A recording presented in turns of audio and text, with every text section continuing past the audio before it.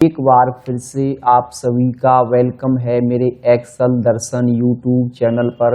आज मैं आपके लिए एमएस एक्सेल के अंदर न्यू और एक बेहतरीन वीडियो लेकर आया हूं। इस वीडियो के माध्यम से आज मैं आपको एमएस एक्सेल में सिखाऊंगा सेल को एडिट कितने तरीके से कर सकते हैं और फंक्शन को इंसर्ट करने के अलग अलग मेथड। तो चलिए दोस्तों वीडियो को हम स्टार्ट करते हैं। सेल को एडिट करने का जो पहला हमारे पास मेथड है वो है double click on mouse left button. आप देखेंगे मेरे पास यहाँ पर नेम की एक लिस्ट है और यहाँ पर कुछ नेम यहाँ पर गलत राइट हो गए हैं जिनको मुझे एडिट करना है और यहाँ पर वो हाईलाइट भी हैं। राम कुमार, यहाँ पर मुझे राम कुमार राइट करना है। यदि आप किसी सेल में दोबारा से राम कुमार राइट करते हैं तो क्या होता है कि जो सारा डेटा है वो यहाँ से हट जाता है।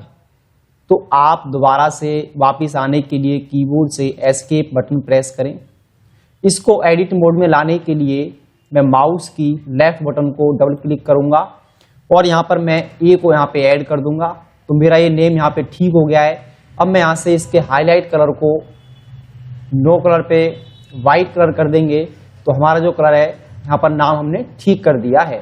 इसी प्रकार से अगला सेल जिसमें अमित यहाँ पे हमें राइट करना था सेल में, तो इसको भी हमें ठीक करना है। दूसरा जो तरीका है सेल को एडिट करने का with the help of formula bar.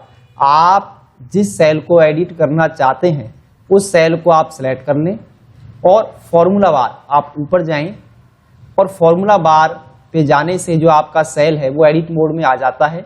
अब यहाँ से मैं एन को यहाँ से मैं बैक स्पेस की का यूज करके यहाँ से डिलीट कर देता हूँ। तो आप देखेंगे आपका जो सेल है वो यहाँ पर ठीक हो गया है। यहाँ पे अमित आ गया है।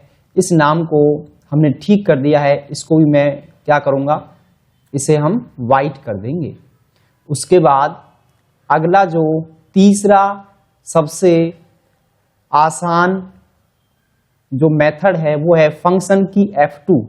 आप एक्सेल में किसी भी सेल को एडिट करना चाहते हैं, जैसे आप देखेंगे यहाँ पे एक अमाउंट है और यहाँ पे अमाउंट के सामने गलती से यहाँ पे ए आ गया है। इसको मुझे ठीक करना है तो मैं इसे ठीक करने के लिए क्या करूँगा, फंक्शन की कीबोर्ड से प्रेस करूँगा। मेरा सेल एडिट मोड में आ गया है और इसको मैं माउस को बटन को 2 के सामने क्लिक करेंगे और बैक स्पेस से इसको यहाँ से मैं हटा देता हूँ।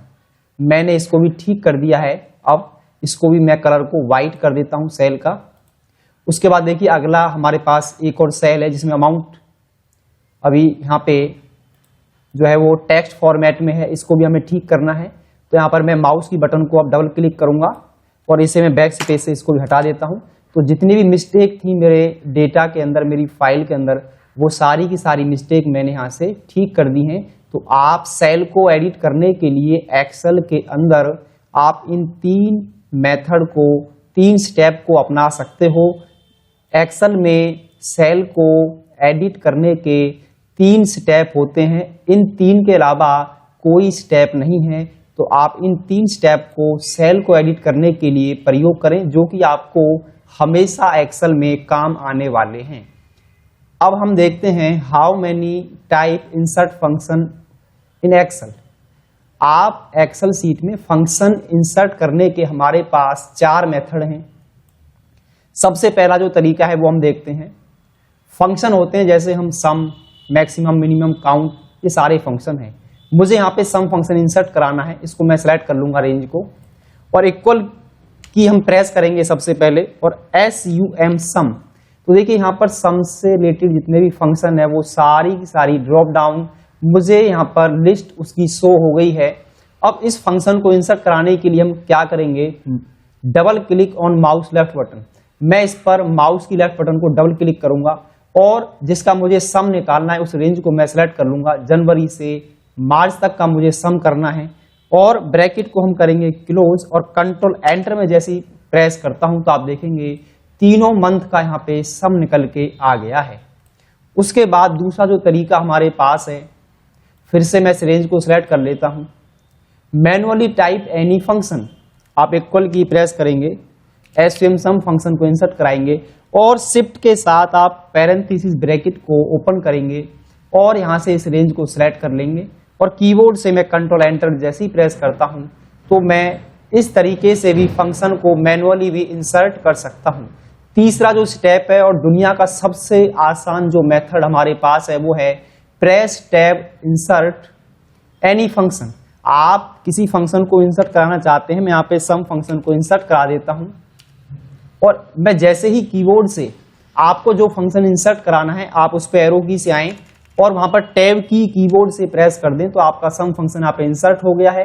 अब मैं जिस रेंज का सम निकालना चाहता हूं उसको मैं सेलेक्ट कर लूंगा और कीबोर्ड से कंट्रोल एंटर करेंगे ताकि सभी का सम एक बार में निकल के आ जाए। उसके बाद जो अगला फोर्थ जो स्टेप है वो है shift plus F3 insert any function. इस रेंज को मैंने सिलेक्ट कर लिया है और मैं कीबोर्ड से शिफ्ट के साथ F3 प्रेस करूंगा। मैं यहाँ से एवरेज निकालना चाहता हूं, मैं ओके पर क्लिक करूंगा तो आप देखेंगे यहाँ पर आपको फंक्शन आर्गुमेंट का एक डायलॉग बॉक्स आपको दिखाई देगा और क्या करेंगे, नंबर के अंदर देखिए वैसे तो बाय डिफॉल्ट उसने C2 से E2 तक रेंज को सिलेक्ट कर लिया है और मैं ओके पर क्लिक करूंगा तो देखिए आपकी यहाँ पे एवरेज निकल के आ चुकी है।